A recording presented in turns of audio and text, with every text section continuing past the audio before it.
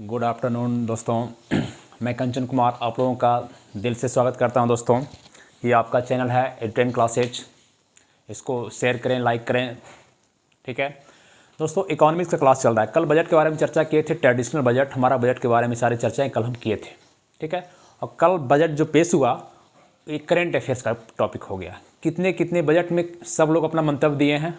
हम लोग question based पढ़ते हैं, एग्जाम के व्यू से पढ़ते हैं, इसलिए ज़्यादा बजट की एक वीडियो बना देंगे करंट अफेयर्स का, आप लोग बाद में डाल देंगे। करंट अफेयर्स का क्या क्या फैक्ट, कहाँ क्या खर्च किस पर कितना किया गया है, ये सब जानना हम लोग को ज़रूरी है। क्योंकि मेरा बजट है, मेरा देश का बजट है, मेरा अपना बजट है, भारत की इकोनॉमी का बजट है ना।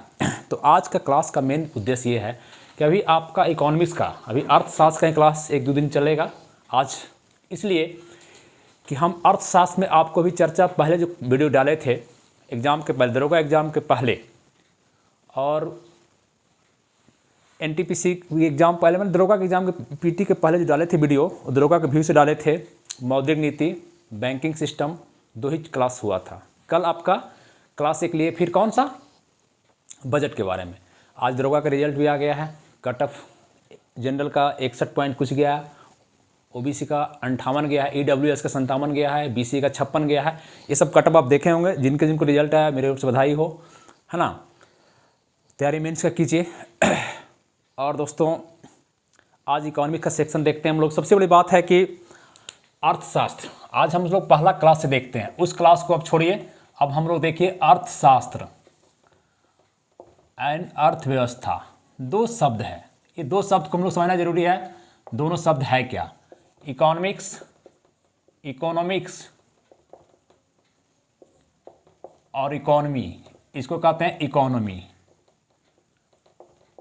देखिए इस शब्द में ही लगा हुआ अर्थशास्त्र, मतलब अर्थ मतलब धन दौलत, अर्थ मतलब धन दौलत पैसा, और शास्त्र मतलब अध्ययन, है ना। जिसमें धन दौलत का अध्ययन किया जाता है उसको अर्थशास्त्र कहते हैं। हमारे बात देखिए किसी भी देश का नहीं है अर्थशास्त्र, एक जिसमें अर्थशास्त्र में सीमित संसाधन जो आपके पास है, सीमित संसाधन जो आपके पास है, संसाधनों का कैसे अच्छी तरह से उपयोग किया जाए, सीमित संसाधन जैसे मान लीजिए जो भी है, कोयला है, हीरा है, सोना है, चांदी है, जितने भी चीज़ है सीमित संसाधन हमारे पास, उसको कैसे मैक्सिमम उपयोग किया जाए, उसमें जो नियम कानून है, सिद्धांत है, उसमें हम अर्थशास्त्र में पढ़ते हैं। किसे पढ़ते हैं, अर्थशास्त्र में पढ़ते हैं, है ना।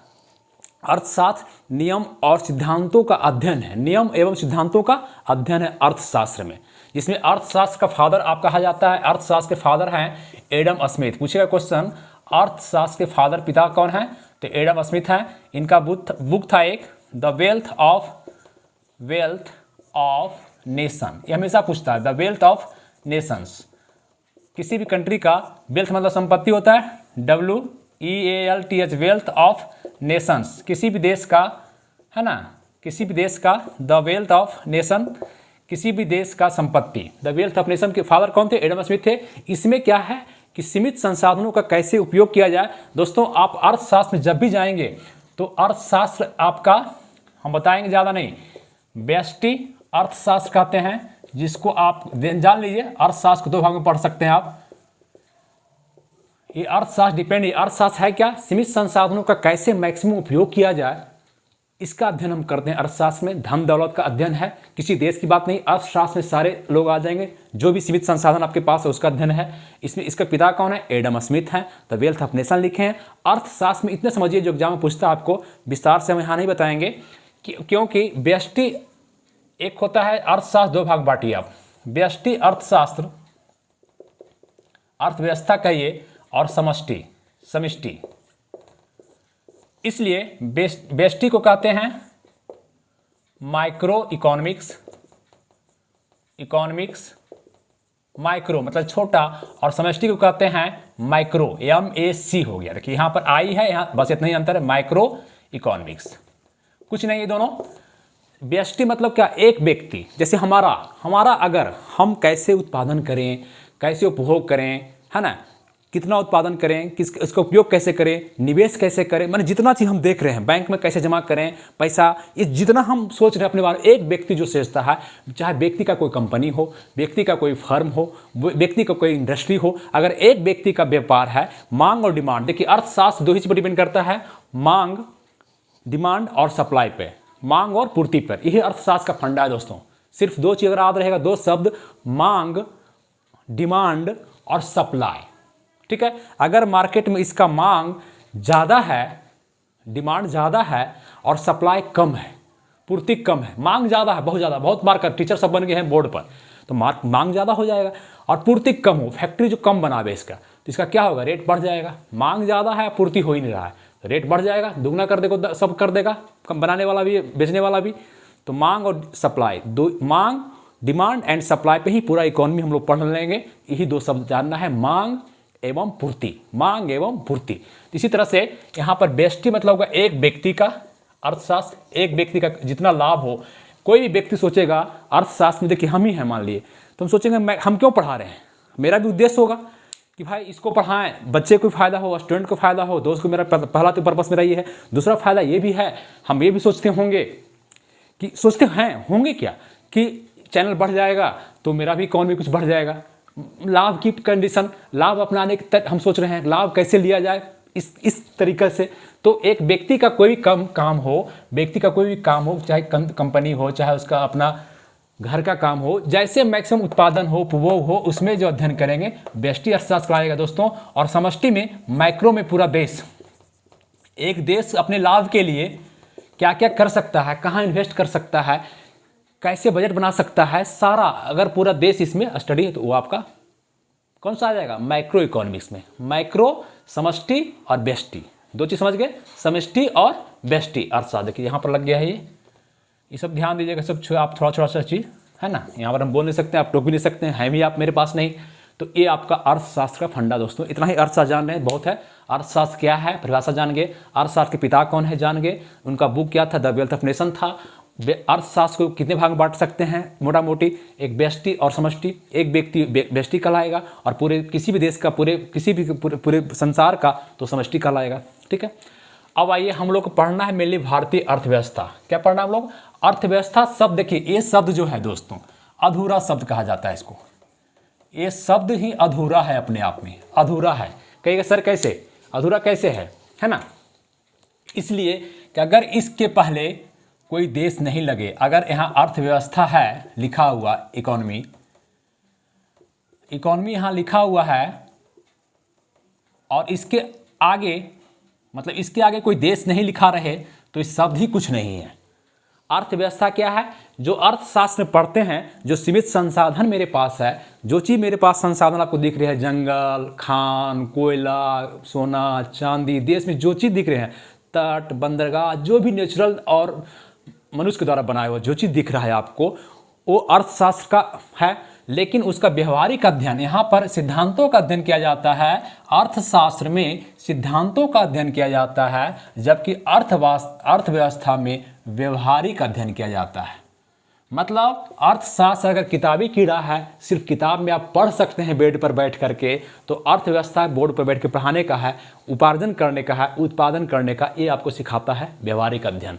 तो अर्थव्यवस्था में क्या है, व्यवहारिक अध्ययन, संसाधनों का उपयोग कैसे करना है ये सिद्धांत में पढ़ेंगे, लेकिन यहाँ व्यवहारिक अध्ययन ही अर्थव्यवस्था कराता है दोस्तों। और ये शब्द अपने आप में अधूरा है जब तक इसके पहले कोई देश नहीं लगे। इसलिए हम अगर मान लगा देते हैं भारतीय अर्थव्यवस्था, तो भारतीय अर्थव्यवस्था अब एक पूर्ण शब्द हो गया। अब भारतीय अर्थव्यवस्था एक पूर्ण शब्द हो गया, बात समझे।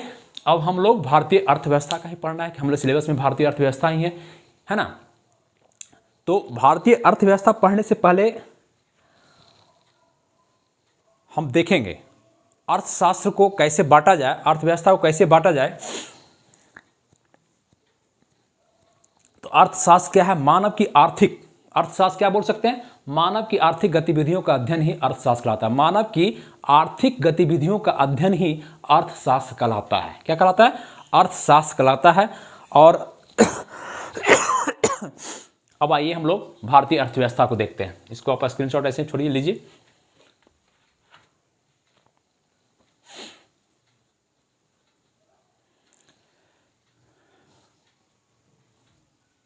ले लिए। चलिए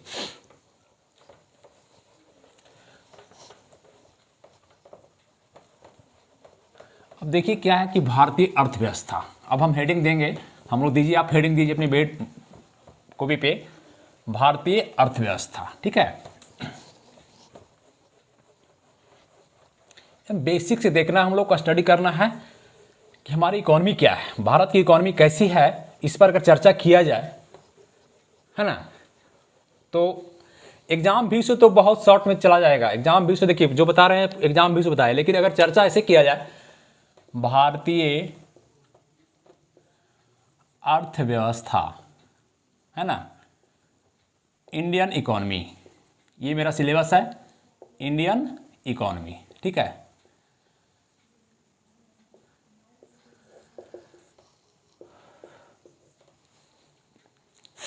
अगर देखें, समझिए पहले एक बात समझने की जरूरत है यहाँ पर हम लोग को कि भारतीय अर्थव्यवस्था में 3 रूप से आप हम देखेंगे हम लोग। आज का अर्थव्यवस्था तो देख ही रहे हैं कैसा अर्थव्यवस्था है, कल बजट पेश हुआ है, कल क्या हुआ, बजट पेश हुआ, तो आपका इकोनॉमी क्या है अभी जो बजट पेश हुआ कितना हुआ जी, 39.5 लाख करोड़ रुपया, है ना, ये इतना का बजट मेरा है। इतना जितना मेरा जीडीपी है, जितना बजट है, उतना तो एक कंपनी एलन मस्क वगैरह का उतना प्रॉपर्टी, उतना मतलब उसका ये है। खैर, भारतीय अर्थव्यवस्था को देखने पढ़ने के लिए 3 चीज देखना पड़ेगा।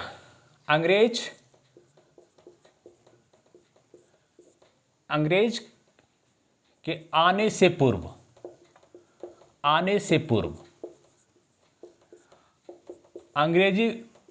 अंग्रेजी शासन के दरमियान,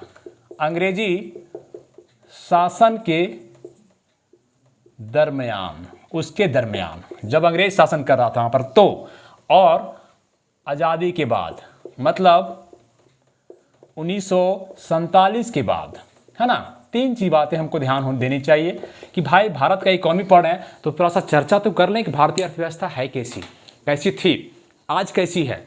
दोस्तों, आपको जान का आश्चर्य होगा कि आज हम विकासशील कहलाते हैं, विकसित नहीं है। विकसित देश हम नहीं, विकसित अमेरिका है, ब्रिटेन है, जापान है, स्विट्जरलैंड है, ये सब विकसित है। हम विकासशील हैं और 3 तरफ भाग वहाँ बांटेंगे विकास के आधार पर आगे, विकसित, विकासशील और अल्प विकसित। तो अल्प विकसित से हम बाहर हैं, विकासशील है। इंडिया क्या है, विकासशील है, विकास कर रहा है। इसके पीछे बहुत सारा कारण है। इकोनॉमी कहाँ था आप देखिएगा, अंग्रेज के आने से पूर्व देखिए, मतलब अंग्रेज आपका कब आया, मान लीजिए कि 1757 प्लासी का युद्ध, है ना। इसके पहले क्या था इकोनॉमी हमारा, भारत की अर्थव्यवस्था क्या, जैसी अंग्रेज को कहा जाता है, अंग्रेज जो ड्रेन सिस्टम लाया, नेहरू जी कहे थे ड्रेन थ्योरी दिए थे, निकासी का थ्योरी, वो चूस लिया, यहाँ की संपत्ति को पूरा शोषण करके चला गया, ब्रिटेन लेकर के चला गया। कहा जाता है कि गंगा के पानी से, गंगा में रुई भिगो करके टेम्स में गाड़ता था। टेम्स कहाँ है, लंदन में। तो हम देखेंगे क्या भारत की इकोनॉमी आज जैसी वैसी सब दिन थी, नहीं। भारत को सोने की चिड़िया कहा जाता था। कैसे कि आप जिस समय सिकंदर आक्रमण कर रहा था, देखिए वहीं से देखिए हिस्ट्री देखिए, आप उलटिए शुरू से। सिकंदर जिसमें आक्रमण कर रहा था, नंद वंश का शासन था, घनानंद शासक था। सिकंदर को नंद वंश के पास इतना दौलत था, संपत्ति था कि उसको यहाँ आने का मैंने ये नहीं किया गया, हिम्मत नहीं हुआ। सिकंदर वापस ब्यास नदी से ही लौट गया। कहाँ से लौट गया, झेलम नदी विदस्ता का युद्ध लड़ा और वहीं से लौट गया। इतना संपत्ति था। मौर्य वंश में भी संपत्ति अथाह था। हर समय शक कुषाण, सोचिए कि सबसे पहले सोने का सिक्का कौन चलाया, सोने का सिक्का। आज हमारा चल रहा है सिक्का, मेडल जो चल रहा है 1 रुपया 2 रुपया सिक्का, क्या है, सोने का सिक्का भारत में सबसे पहले कौन चलाया दोस्तों, तो ग्रीक यूनानी चलाया था। कौन चलाया था, ग्रीक यूनानी, सोने का सिक्का चलता था। और पूछेगा सोने का सिक्का सबसे पहले कौन चलाया, तो ग्रीक यूनानी, हिंद यूनानी जो यूनान के थे, यहाँ पर आक्रमण करके यहाँ पर आए थे इंडियन में, वो चलाए सबसे पहले सोने का सिक्का। अगर पूछे आपसे कि सबसे शुद्ध सोना सिक्का किसका था, तो कनिष्क का था। कुषाण वंश का शासक कनिष्क जो था, सबसे शुद्ध एकदम शुद्ध प्योर सिक्के था उसके पास। दूसरा सिक्के, तीसरा सबसे ज्यादा सोने का सिक्का कब चलाया गया, तो गुप्त काल में कहा जाता है। तो सोचिए कि सोने का सिक्का चलता था हमारे उस समय। भारत की इकोनॉमी को सोने की चिड़िया कहा जाता था। यूरोप का एक इतिहासकार था प्लिनी नाम सुने होंगे, प्लिनी, वो जो है रोते हुए कहता है, लिखा गया है कि रोते हुए कहता है कि भारत यूरोप का था, यूरोप महादेश का, वो कहा, लिखा है कि महज माने थोड़ा बहुत मसालों के लिए यूरोप ने अपनी सारी संपत्ति, सारी सोना चांदी जो है सो भारत को दे दिया। भारत का जो है सो मसाला जो था गोल्की, आपका जीरा गोल्की जिसको आपको ब्लैक गोल्ड कहा जाता है, वो बहुत महत्वपूर्ण था। और उसके बदले में आपको यहाँ से भेजा था कहाँ, उधर, ठीक है, कहाँ, यूरोप में। कहाँ भेजा था, यूरोप में। हेलो, है ना।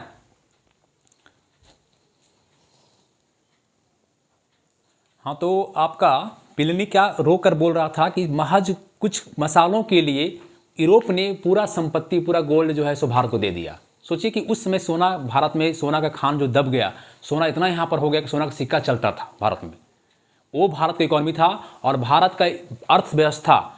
का अर्थव्यवस्था जो था वो किसी भी से कम नहीं था, यूरोप में किसी से भी मेरा देश कम नहीं था दोस्तों। और ये बात सिर्फ खाली मौर्य वंश की नहीं है, ये समुद्र मौर्य और अशोक की बात नहीं है, ये आगे भी चलते रहा, है ना। आगे भी जब भी आपका गुप्त काल देखिए, स्वर्ण काल कहा जाता है। स्वर्ण काल क्या है, स्वर्ण काल तो हर दौर को ही स्वर्ण काल कह सकते हैं। स्वर्ण काल अभी कहेंगे स्वर्ण काल है, तो हमारे लिए स्वर्ण काल नहीं है, लेकिन मुकेश अंबानी, टाटा बिरला, मोदी, ये सब जो वर्ग के लोग हैं, ऊपर वर्ग के लोग हैं, उनके लिए तो स्वर्ण काल हमेशा रहता है, हर दौर में स्वर्ण काल रहा है। स्वर्ण काल एक दौर को कह देना आसान नहीं होगा, ईजी नहीं है ना। तो आपका देखिए उसमें दिल्ली सल्तनत, उसमें भी उसके शासनकाल में भारत की इकोनॉमी अच्छी थी। मुगल दौर में भी अच्छी थी, जब मुगल का दौर था, बाबर अकबर का दौर था, हुमायूं का था, उसमें भारत की अर्थव्यवस्था भी अच्छी थी, क्योंकि उन लोग लूटने का काम नहीं किया, उन लोग यहीं की संपत्ति को यहीं पर खर्च किया, यहाँ बस गया और यहाँ से जो भी इनकम हुआ वो यहीं पर खर्च कर दिया। इसलिए हमारा अर्थव्यवस्था कहीं कुछ दिक्कत नहीं था, जैसे चल रहे थे हम लोग, परंपरागत चल रहे थे, वो सब ठीक थी। तो अर्थव्यवस्था में भूचाल कहाँ से आया, तो अंग्रेजी शासन के दरमियान। इस शासन, ये लूट का शासन था, ये क्या था, लूटने का शासन था अंग्रेजी शासन के दौरान। इसमें अगर जीके पर देखा जाए, जीके बेस पर देखा जाए, तो इस समय अंग्रेजी शासन, अंग्रेज जब आया तो ईस्ट इंडिया कंपनी आई। ये इतिहास का सेक्शन भी देखिए, अर्थशास्त्र ऐसा सब्जेक्ट है कि इसको इतिहास से भी जोड़ सकते हैं आप, सब सब्जेक्ट से इसको लगाव है, पॉलिटी से भी लगाव है। पॉलिटी, कल आपका संविधान में बजट पेश हुआ, अनुच्छेद वित्त विधेयक 112 अनुच्छेद के तहत, संयुक्त बैठक होता है 108 के तहत, विनियोग विधेयक 114 है, लेखानुदान 116 है, लेखानुदान अनुच्छेद 116 है ना। इस तरह से देखिए ये पॉलिटी का सेक्शन है अनुच्छेद, और ये इकोनॉमी में काम कर रहा है, वित्त विधेयक पेश किया गया। तो पॉलिटी और माने संविधान में, पॉलिटी में और अर्थव्यवस्था में, इकोनॉमिक्स में तो अन्योन्याश्रय संबंध है, दोनों में बहुत प्रेम है। पॉलिटी और किसमें, अर्थशास्त्र में, दोनों में, और सब्जेक्ट में है, सब सब्जेक्ट से इसको लगाव है, इतिहास से भी लगाव है। तो अंग्रेज जब आया, ईस्ट इंडिया कंपनी 1600 में स्थापना हुई। जब भारत आई ये कंपनी, सोचिए कि एक कंपनी को आप भेज दिए भारत, हमारा ये भारत है, एक कंपनी यहाँ यूरोप है, यूरोप से एक कंपनी को व्यापार करने के लिए भेज दिया गया, ईस्ट इंडिया कंपनी को 1600 में भेज दिया गया, महारानी एलिजाबेथ भेज दी इसको व्यापार करने के लिए। तो इसका मोनोपोली क्या रहेगा, इसका मोनोपोली रहेगा लूटने का, एक ही है। सोचिए कि आप एक मंडी में चल जाइए, सब्जी मंडी में, किसी भी सब्जी मंडी में चल जाइए, कोई मार्केट चल जाइए, है ना, चाहे इलेक्ट्रिक मार्केट हो, चाहे कोई मार्केट हो, एक ही आदमी पूरा मंडी में हो। अगर भिंडी बेचने वाला, सीम बेचने वाला कोई एक ही व्यक्ति हो और खरीदने वाला हजारों है, और उस आदमी का क्या है, मोनोपोली रहेगा कि मैक्सिमम लाभ लिया जाए, मैक्सिमम, क्योंकि डिमांड तो है, और अर्थव्यवस्था डिमांड और सप्लाई पर डिपेंड करता है। तो डिमांड तो है, तो डिमांड पूरा रहेगा, और सप्लाई करने वाला एक आदमी है, एक ही आदमी, ईस्ट इंडिया कंपनी है, ये इसकी पॉलिसी रही है। और इस कंपनी की आदत क्या है, ये इस कंपनी आई थी व्यापार करने के लिए, ये फैक्ट्री यहाँ प्रोडक्शन नहीं कर रहा, यहाँ से कच्चा माल। देखिए आपका मुगल दौर में यहाँ का रेशम वस्त्र, जैसे सोना उधर फेमस था, रेशम वस्त्र मुगल का, यहाँ का वस्त्र जो है बाहर भेजा जाता था, यहाँ के वस्त्र, रेशमी वस्त्र को विश्व में सराहा जाता था दोस्तों। और आगे क्या किया अंग्रेज कि यहाँ से कच्चा माल, यहाँ से कपास, यहाँ से नील ले आकर के, यहाँ से इंडिया से ले आकर के, ब्रिटेन में यहाँ ले आकर के, अपने देश में ले आकर के, यहाँ से कच्चा माल उठाता था, हमारे भारत से कच्चा माल उठाता था, यहाँ पर गोदाम बनाया था, फैक्ट्री, यहाँ का फैक्ट्री जो था, अभी का फैक्ट्री में प्रोडक्शन होता है, लेकिन उस समय जो फैक्ट्री कहा जाता था, अंग्रेज की फैक्ट्री की स्थापना हुई सूरत में, भोपाल में, कहीं भी स्थापना हुई तो फैक्ट्री नहीं थी, वो सिर्फ गोदाम था, माल को खरीदना, फैक्ट्री में जमा करना और उसको ब्रिटेन भेज देना। यहाँ बनता था और यहाँ बन करके फिर आपको बना हुआ सामान यहाँ निर्यात करता था। मतलब सस्ता में कच्चा माल खरीद लिया, सस्ता में खरीदा और यहाँ ले चल गया, यहाँ इसको ला करके फिर महंगा में बेचा। इस तरह से आपको भारत को लूटने का काम किया कि सस्ता में खरीद करके और भेज। और उसके बाद क्या हुआ, धीरे धीरे ब्रिटिश ईस्ट इंडिया कंपनी जो थी राजा हो गई, धनाढ़ हो गई, क्या हो गई, धनवान हो गई। भारत की संपत्ति को सब सस्ता में, यहाँ क्या किया, भारत के सारे रोजगार को मार दिया। अब सोचिए कि सब जो है सो जो नकदी फसल था उसको खेती करवाता था, वो नील की खेती करवाता था, कपास की खेती करवाता था, पैसा दे करके अग्रिम नील, ददनी प्रथा कहते हैं इसको, ददनी प्रथा, ददनी माने दे दो, पहले पैसा दे दो, तुम खेती करो, फिर जब उपज हो जाएगा तो हमको दे देना। किसान को कुछ बचता नहीं था, इस तरह किसान को बर्बाद कर दिया। जो यहाँ का कुटीर उद्योग था, हमारा वस्त्र उद्योग था जो हम लोग बनाते थे, उसको बर्बाद कर दिया। क्यों? इसलिए कुटीर बर्बाद हो गया कि यहाँ पर जो है सो कच्चा माल खरीद रहा है, पैसा देकर खरीद लिया, तो उससे क्या हो कि आपके पास कुटीर उद्योग में नहीं मिला। दूसरी बात, ब्रिटेन में जो सस्ता जो बन रहा है कपड़ा, वो बन करके फिर यहाँ आ रहा है, यहाँ बन के आ रहा है, यहाँ पर सस्ता में बेच रहा है। यहाँ का जो भारत का जो लागत है, जो भारत के सामान है, कुटीर उद्योग में जो प्रोडक्शन हो रहा है, छोटा छोटा उद्योग में, वो उसके सामने टिक नहीं पा रहा है। वो सस्ता भी दे रहा है, प्रोडक्ट भी अच्छा है। जैसे चाइना भी क्या है, वीवो है, ओप्पो है, मोबाइल भी सस्ता, प्रोडक्ट भी अच्छा। तो मेरा मोटरोला, जो भारत का मोटरोला कंपनी, कहाँ टिक पा रही है? अभी भी हो रहा है, इस दर पे अभी भी हो रहा है ना।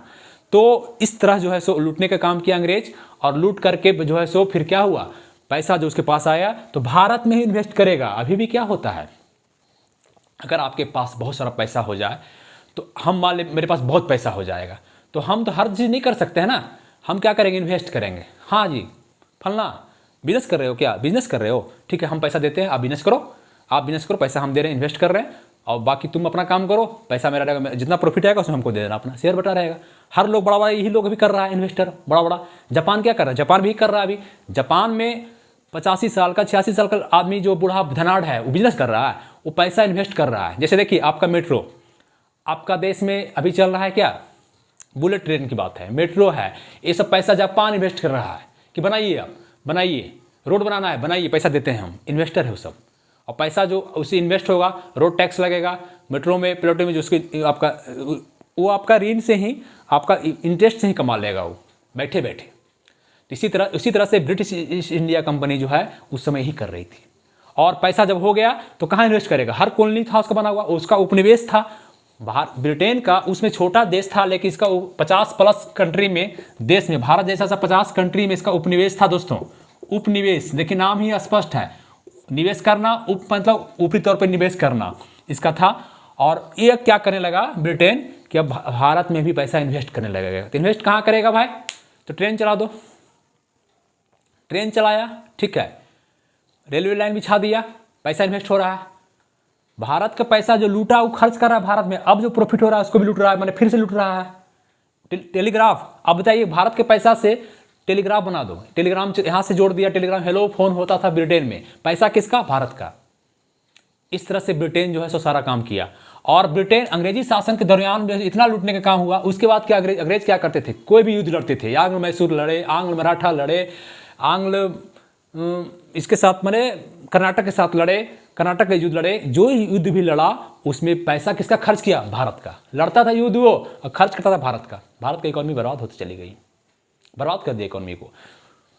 प्रथम वर्ल्ड वार, सेकेंड वर्ल्ड वार, प्रथम विश्व युद्ध, द्वितीय विश्व युद्ध, उसमें युद्ध हो रहा, भारत को ढकेल दिया और भारत की इकोनॉमी को बर्बाद कर दिया। युद्ध में पूछा नहीं भारतीय से पूछा नहीं और युद्ध में धकेल दिया। ये सब काम अंग्रेज करने का काम किया। अंग्रेज भारत को पूरी तरह से विकलांग बना दिया। भारत जो मुगल वंश तक, अंग्रेज के आने के पहले, हम बताने का अर्थ मेरा ही, अंग्रेज के आने के पहले भारत की इकोनॉमी बहुत अच्छी थी, यूरोप में किसी भी कंट्री से कम नहीं थी। यहाँ का रेशम बस मुगल काल में फेमस था, यहाँ का सोना फेमस था, सोना का खदान था, यहाँ का गोल्ड फेमस था। लेकिन भारत को लूटने का काम अंग्रेज हर तरह से कर दिया दोस्तों। बचा खुचा first world war, second world war में कर दिया। इस सारा काम अंग्रेज ने कर करके इंडियन इकोनॉमी को चूस लिया, मधुमक्खी की तरह चूस लिया, रुई में भिगो करके चूस लिया यहाँ की इकोनॉमी को। और इस तरह भारत की अर्थव्यवस्था आज़ादी के समय जब गया तो क्या होगा आप सोच सकते हैं। भारत की अर्थव्यवस्था आप सोच सकते हैं कि इस समय अर्थव्यवस्था ऐसी हो गई कि दादा भाई नेहरू जी, जो आप नेहरू जी जीके है आपका, ये नेहरू जी, दादा भाई नेहरू जी 1868 में एक बुक लिखे, un British rule in India. Un British माने ब्रिटिश रूल नहीं, un British rule in India. ये जो बुक लिखे नेहरू जी का बुक है, दादा भाई नेहरू जी का ग्रांड ओल्ड मैन का बुक है। यही ड्रेन थ्योरी भी दिए, ड्रेन निकासी थ्योरी, ड्रेन थ्योरी भी यही दिए, थ्योरी यही लिखे दिए। तो इनका कहना था उस समय, बताइए 1868 में बताया था, भारत का जो इनकम है पर कैपिटा, प्रत्येक व्यक्ति का 20 रुपया, मात्र कितना 20 रुपया इनकम है एक साल का दोस्तों। एक साल का, एक वर्ष का इनकम एक 20 रुपया, मतलब सोच लीजिए कि एक महीना का कितना हो जाएगा, 1.5 से 2 रुपया, 1.5 रुपया। एक साल में एक आदमी 20 रुपये कमाता है, ये इनकम दादा भाई नेहरू जी दिए थे। और भारत की इकोनॉमी टोटल उसमें लगभग 340 करोड़ का आसपास था।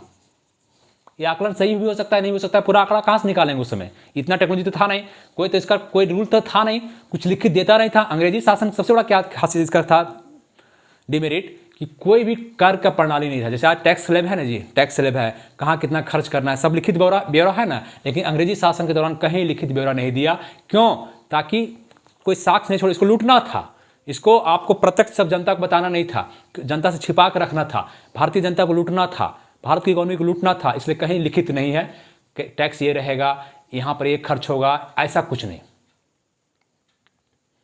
ठीक है, तो इस तरह से भारत को लूटने का काम अंग्रेज किया दोस्तों। तो आप कहिएगा कि सर क्या सिर्फ खाली ये जो जितना काम किया, जितना आप काम बता रहे हैं सर, इस सब ब्रिटेन लूटने का काम, बर्बाद करने का काम किया, कुछ आबाद करने का काम नहीं किया? तो कुछ कुछ काम है जो आबाद करने का काम भी कुछ किया है। जैसे इसमें आप देख सकते हैं आबादी में, अगर इसका अच्छाई काम देखा जाए, ब्रिटेन का अच्छाई काम तो रेलवे बनाया। ठीक है, पैसा रेलवे में जो रेलवे बना, रेलवे ट्रैक, रेलवे 1853 में चला, 18 अप्रैल 1853 से शुरू हुआ, बम्बई से थाने के बीच ये रेलवे, ये अच्छा काम था इसका। मानते हैं कि भारतीय पैसा ही खर्च हुआ, लेकिन यहाँ क्या हुआ, पूरे इंडिया में नॉर्थ साउथ जोड़ने, अगर रेल चल गया, ट्रेन चल गया, तो पूरे लोग यहाँ से यहाँ जाना शुरू हो गया, यातायात की सुविधा हो गया, इससे लोग जुड़ते चले गए एक दूसरे से, ये काम अच्छा हुआ। आप देखिए दूसरी बात इसका, अंग्रेजी शिक्षा पर ज़्यादा ध्यान दिया, अंग्रेजी शिक्षा पे ज़्यादा ध्यान दिया अंग्रेज, ये भी इसकी अच्छी बात थी, क्योंकि भारतीय भी अंग्रेजी जानते नहीं थे, कुछ जानते नहीं थे, उसको सीखने का प्रयास करने लगे। और बड़े बड़े जो है सो आपका यहाँ भारतीय राजा राम मोहन राय जैसे आप कह सकते हैं, ये सब अंग्रेजी शिक्षा का माने पक्षधर थे, और कहते थे कि भारतीय भी अंग्रेजी पढ़े, अंग्रेजी पढ़ने सीख जाने से भारतीय क्या है उसकी पॉलिसी को समझना शुरू कर दिया। तो जागरूकता आया, रेजोनेंस आया, पुनर्जागरण की बात आई पढ़ने से उसका बुक, तो इस तरह से फायदा हुआ हम लोग को। दूसरी बात क्या, तीसरी बात कह सकते हैं इसका, ब्रिटिश का बहुत सारा इसका फायदा है। परंपरागत ट्रेडिशन जो था, परंपरागत रूढ़ियां, रूढ़िवादी समाज जो था उसको समाप्त करने का काम किया गया। ये परंपरागत रूढ़ियां क्या है, जैसे आपका जब सती प्रथा चल रहा था, सती प्रथा क्या है, रूढ़िवादी था। सती प्रथा क्या है आप जानते हैं, सती प्रथा को बंद किया। फिर आपका ठगी प्रथा बंद किया गया, समाज में जो कुर्तियाँ, बहुत सारी कुर्तियाँ था उसको बंद करने का काम किया। ये सब अंग्रेज का अच्छा शासन माने प्रणाली था, ये सब काम आपका हुआ, जिससे हम भारत भी जागरूक हुआ। ये सब काम में जो परंपरागत चलते आ रहा था, अंग्रेज के आने से पूर्व जो चलते आ रहा था, उस सब प्रथा को, तुला प्रथा, झूला प्रथा है ना, नैरोज प्रथा, इस सब प्रथा को, आपको पर्दा प्रथा, इस सब प्रथा को बंद करने का काम किया। दास प्रथा आपको एलन ब्रोन शब्द समाप्त किया, दास प्रथा, ये सब प्रथाएं समाप्त करने का काम जो है सो अंग्रेज आपको किया है। ये काम आपका इसका भलाई का काम कर सकते हैं। ठीक है, अंग्रेज देखिए आपका यहाँ पे इतिहास का सेक्शन आ जाएगा। अंग्रेज एक काम अच्छा और क्या किया था, उसमें टैक्सेशन नहीं था, टैक्स का कोई प्रणाली था नहीं, शुरू से टैक्स का कोई प्रणाली चलते आ रहा। यहाँ अंग्रेज क्या किया था कि 3 प्रणाली लाया था, ये इतिहास का सेक्शन है, 3 प्रणाली लाया था, है ना। इसको आप देखेंगे, लिखेंगे, इसको समझ लीजिए, पहले समझिए, आज समझने का भी है, समझिए। सिर्फ 3 प्रणाली पूछता है क्वेश्चन में, एक आपका अस्थाई बंदोबस्त, अस्थाई बंदोबस्त, इसी को इस्तिमरारी भी कहा जाता है, इस्तिमरारी जमींदारी, है ना, इसी को जमींदारी भी कहा जाता है। एक प्रथा ये हो गया। दूसरा आपका हो गया महालवाड़ी, महालवाड़ी याद कीजिए, महालवाड़ी। तीसरा हो गया रैयतवाड़ी, खूब पूछता है क्वेश्चन में, रैयतवाड़ी। 3 जमींदारी, क्या है, जमींदारी, महालवाड़ी, रैयतवाड़ी। अब देखिए कि जमींदारी लाया कौन, तो लॉर्ड कॉर्नवालिस। कौन लाया था, लॉर्ड कॉर्नवालिस। 1792 में आया था लॉर्ड कॉर्नवालिस, उसमें 1792 में लॉर्ड कॉर्नवालिस लाया था। ये आपका जॉन सोर के कहने पे, जॉन सोर और ग्रांट के कहने पे, है ना, ये आपको पूछता है क्वेश्चन, जॉन सोर और ग्रांट के, लॉर्ड कॉर्नवालिस 1792।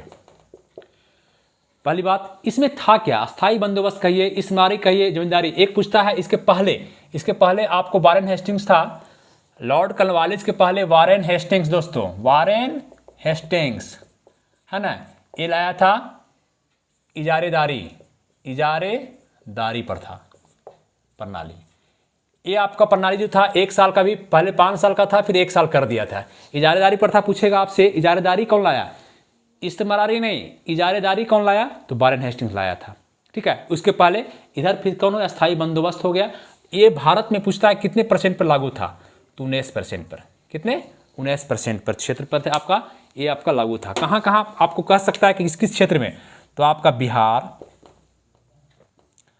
उड़ीसा, है ना, ये सब देख लीजिएगा, बिहार, उड़ीसा, बंगाल, है ना, बिहार, उड़ीसा, बंगाल हो गया। बनारस का क्षेत्र, यूपी का कुछ क्षेत्र था, बनारस का सिर्फ, जहाँ मोदी जी का है बनारस का क्षेत्र यूपी था, यूपी हो गया। असम का कुछ क्षेत्र हो गया, असम का कुछ क्षेत्र। और फिर पूछता है क्वेश्चन कहाँ कहाँ, मद्रास का कुछ भाग में, मद्रास का कुछ भाग, बस इतना ही था।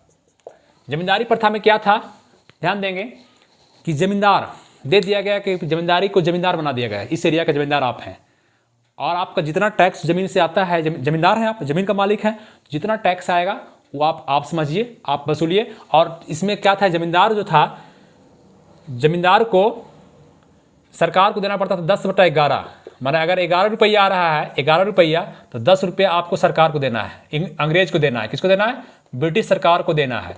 और 1/10 जो बच गया, जोड़ लीजिए, 10/11 प्लस 1/11 जोड़िएगा तो कितना आ जाएगा, 11/11, मतलब 1 हो जाएगा, है ना। तो इस तरह से 1/11 आप अपने पास रख सकते हैं, जमींदार रखता था, 1/11 जमींदार रखता था, और 10/11 जो है सो अंग्रेज को दिया जाता था, ब्रिटिश सरकार को। ये प्रथा था जमींदारी। ये कौन कौन क्षेत्र में लागू था देख लिए। महालवाड़ी, महालवाड़ी लाया था पहला बात कि हॉल्ट मैकेंजी। कौन लाया, हॉल्ट मैकेंजी, हॉल्ट मैकेंजी 1820 में, 1820 में हॉल्ट मैकेंजी लाया था ये प्रथा। ये आपका क्या था, मोहल्ला बना दिया गया। मोहल्ला समझते हैं, महालवाड़ी नाम से स्पष्ट है, एक मोहल्ला को, इस मोहल्ला का टैक्स जो है इतना होगा, निर्धारित कर दिया अंग्रेज, इस मोहल्ला को टैक्स, इस मोहल्ला से इतना टैक्स जाना चाहिए। ठीक है, उस तरह से आपको एक प्रमुख बना दिया, एक जो मुखिया था मोहल्ला का जो मुखिया होता था उसको आपको देना था उसको, सरकार को। ठीक है, ये प्रथा आपको मेनली कहाँ था, अवध का क्षेत्र यूपी में, संयुक्त प्रांत जिसको कहते थे, मध्य प्रांत में माने एमपी में, पंजाब का कुछ क्षेत्र था, है ना, पंजाब का क्षेत्र था, बस यही सब क्षेत्र में था इसका लागू। ठीक है, और रैयतवाड़ी, रैयत मतलब क्या होता है दोस्तों, किसान, रैयत मतलब किसान, किसान बाड़ी, इसमें किसान का था, जो किसान से डायरेक्ट जो है सो अंग्रेज आपको कांटेक्ट करता था, आप किसान से टैक्स लेता था, ये रैयतवाड़ी प्रथा था। इसको लाया था Reid and Munro, Hector Munro का नाम सुने होंगे, और कर्नल रीड, हम शॉर्ट लिख दिए, कर्नल रीड और मुनरो 1822 में, देखिएगा डेट, हॉल्ट मैकेंजी महालवाड़ी 22। हाँ, ये भारत के कितने % पे, महालवाड़ी जमींदारी 19% पे, मालवाड़ी कितना 30%, 31% पे, 30 कर दीजिए, 30% पे, और ये रैयत बाड़ी 51% पे। भारत के 51% क्षेत्र पर ये पूरा दक्षिण भारत में लगभग जो है आपको, दक्षिण भारत तमिलनाडु कह लीजिए, महाराष्ट्र कह लीजिए, कर्नाटक कह लीजिए, है ना, कर्नाटक कह लीजिए, असम का कुर्ग क्षेत्र, असम का कुर्ग का क्षेत्र, इस सब क्षेत्र में जो लागू था, यहाँ से पकड़ा जाएगा आपको, यहाँ पर आपको रैयत बाड़ी लागू था। तीनों समझ आ गया, जमींदारी, महलबाड़ी, रैयत बाड़ी। जमींदारी कौन दिया? कर्नवालिस, महलबाड़ी हॉल्ट मैकेंजी, और रैयत बाड़ी मुनरो। कब दिया? जमींदारी 1792 में। और कौन लाया था? जॉनसोर ग्रांट ये इसके, और हॉल्ट मैकेंजी, महलबाड़ी 1820-22।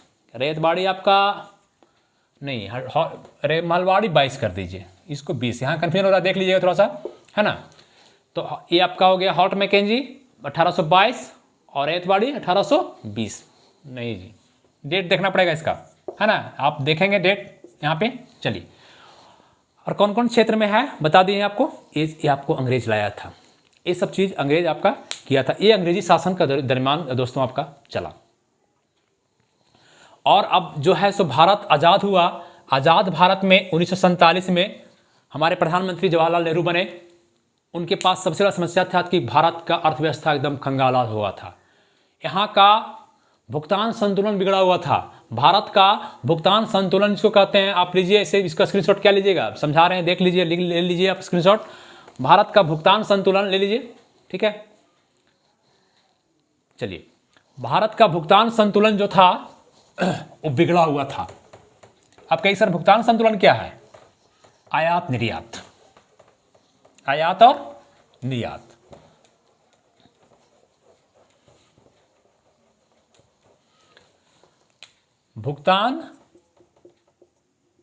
भुगतान संतुलन बराबर होता है आयात निर्यात, आयात निर्यात, है ना। भुगतान संतुलन कब होगा? कि निर्यात आयात जब बराबर हो। कहने का मतलब, अगर हम मान लें निर्यात कर रहे हैं ज़्यादा और आयात कर रहे हैं कम, तो मेरा भुगतान संतुलन क्या? निर्यात कर रहे हैं ज़्यादा मतलब भेज रहे, निर्यात में क्या होगा? माल को अपने देश से दूसरे से भेजना, निर्यात करना। आयात करना मतलब मंगाना।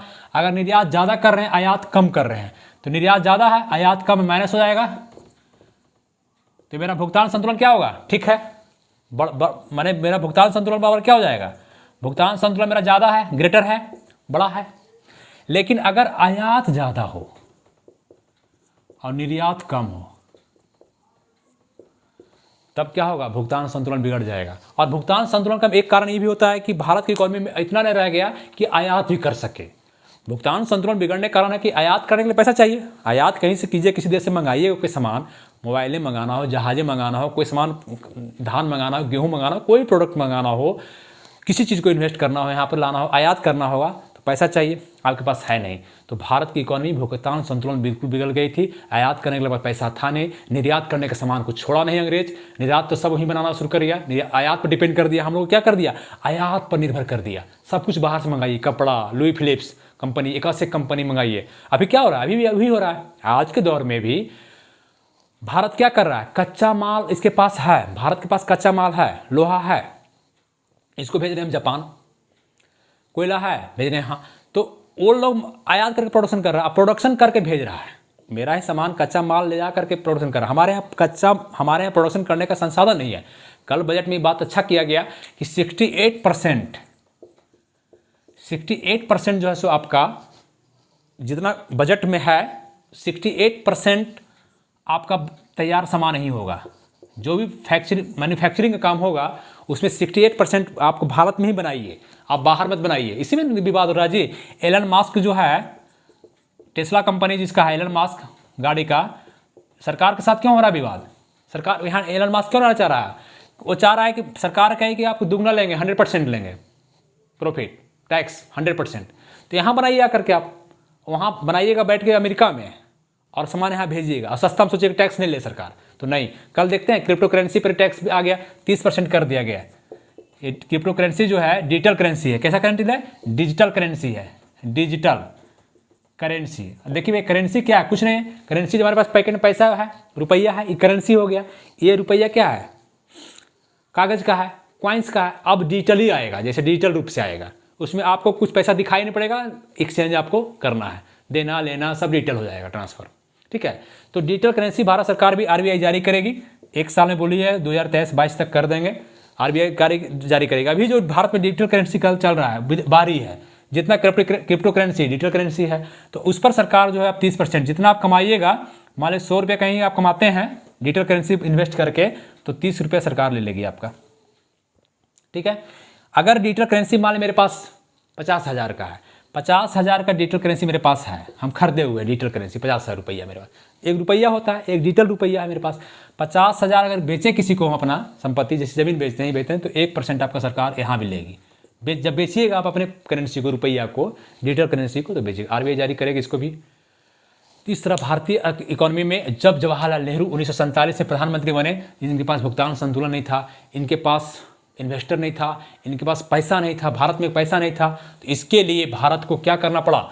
इसके लिए भारत को आपको अपनाना पड़ा मिश्रित अर्थव्यवस्था। क्या अपनाना पड़ा? मिश्रित अर्थव्यवस्था। भारत कैसा अर्थव्यवस्था वाला देश है? मिश्रित है। कैसा है?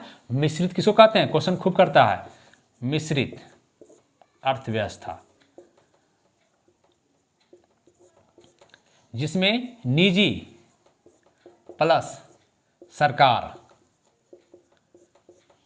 दोनों अर्थव्यवस्था शामिल हो, निजी भी और सरकार भी शामिल हो, सरकार की भूमिका भी हो और निजी की हो, और उसी अर्थव्यवस्था को आपको क्या कहते हैं?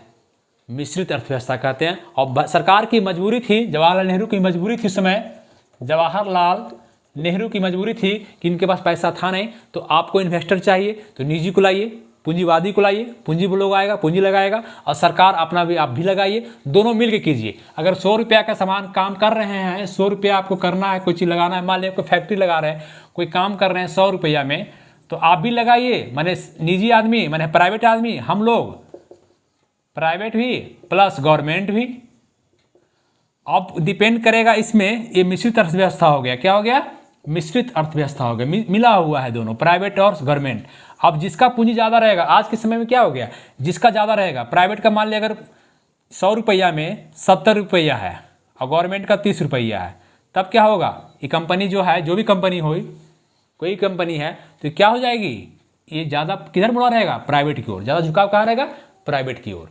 तो सरकार क्या किया कि लगभग सब में 51% अपना पूंजी रखा है।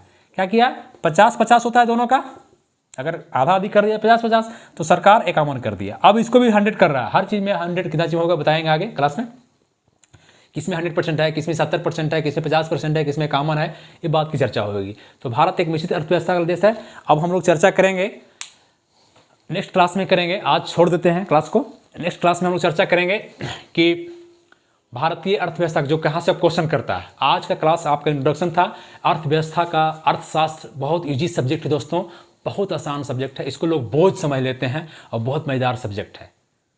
ये सब्जेक्ट आपका फैक्ट पे नहीं है, इसको याद नहीं करना है, जैसे पॉलिटी अनुच्छेद याद नहीं करना पड़ेगा, लेकिन यहाँ कहीं याद नहीं करना। हाँ, हॉट मैकेजी वगैरह कुछ कुछ याद करना पड़ेगा, लेकिन अगर एक बार समझ लेते हैं थॉट को कि मेरा अर्थव्यवस्था कैसा था, भारत की इकोनॉमी कैसा था, अंग्रेजों ने कैसे लूटा, और आज़ादी के बाद मेरा नेहरू जी आए तो उनके पास कितनी समस्या हो गई, भुगतान संतुलन की समस्या हो गई, पैसा नहीं उनके पास आई, भारत की इकोनॉमी गड़बड़ था, उसमें इनकम भी कम था।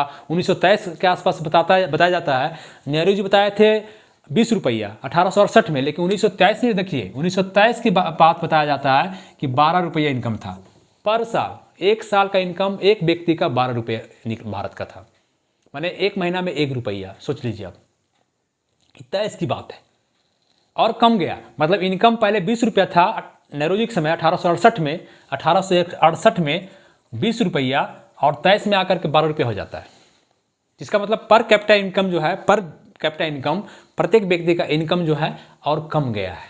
तो भारत की इकोनॉमी क्या होगा? धराशायी होगा। मैंने लूटने का काम जो अंग्रेज शुरू किया था इस समय, यहाँ तक लूटते कहाँ पहुँचा दिया? 12 रुपये तक पहुँचा दिया अंग्रेज।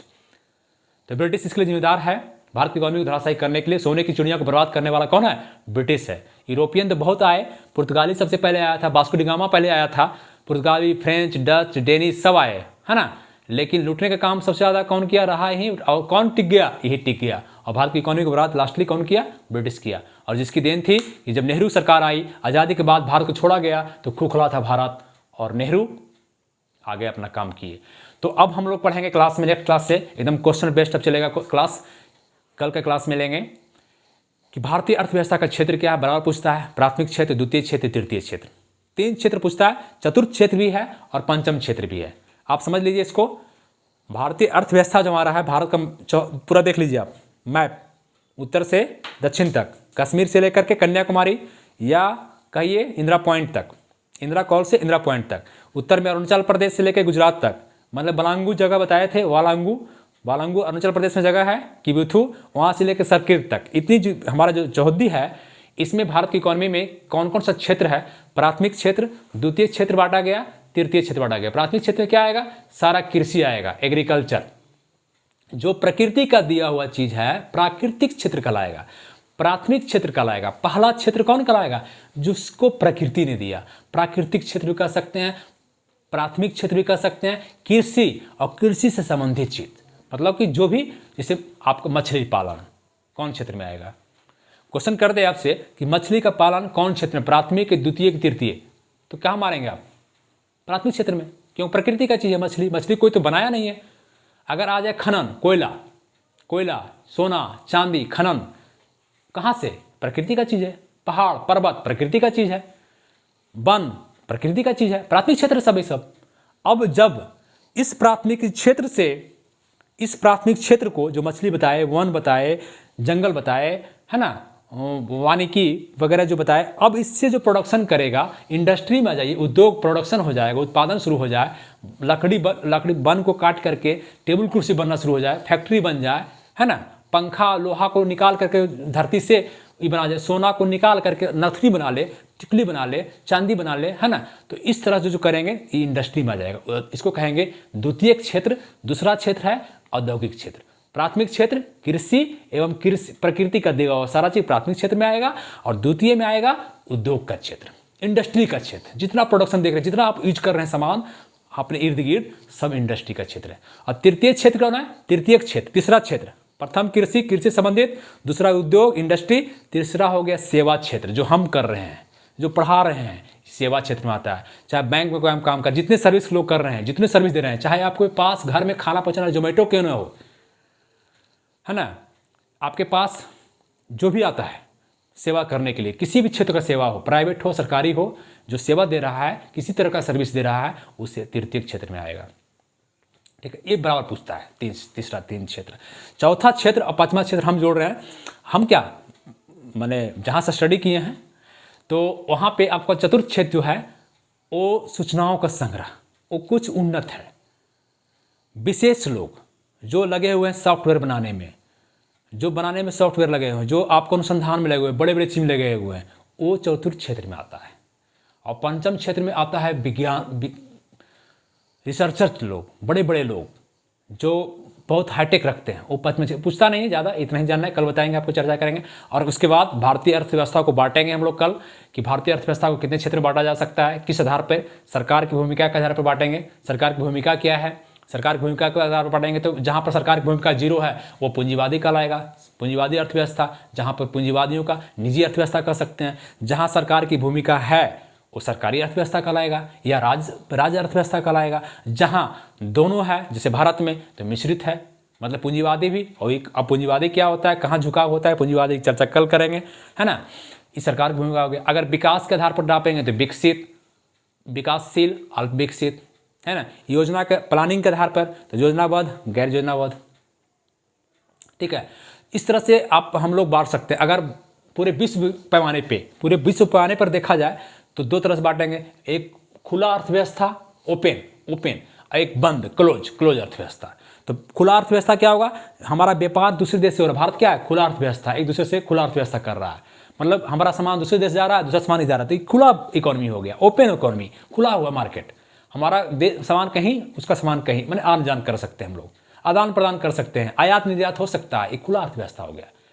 और एक बंद व्यवस्था, क्लोज, हमको किसी से मतलब नहीं है, ना हम अपना सामान किसी को भेजेंगे, ना किसी से सामान लेंगे, ना निर्यात करेंगे, ना आयात करेंगे। इसको कहते हैं क्लोज इकोनॉमी। क्या कहते हैं? Close economy. जैसे एक दक्षिण कोरिया ले लीजिए। दक्षिण कोरिया क्या है? वहाँ का रूल है कि किसी से मतलब नहीं रखता है, न आयात करेगा न निर्यात करेगा, अपने आप में निपुण है, उसको सब सामान अपना ही देश का यूज करना है, कहीं ना भेजना है, ना कहीं से लेना नहीं देना है। ये बंद अर्थव्यवस्था हो गया, बंद। ये बराबर पूछता है सब क्वेश्चन। ये सब बातें कल करेंगे दोस्तों, और चैनल को लाइक सब्सक्राइब करें, ये आपका काम है ना, सहयोग करना, आप सहयोग करें, ठीक है। चलिए, थैंक यू।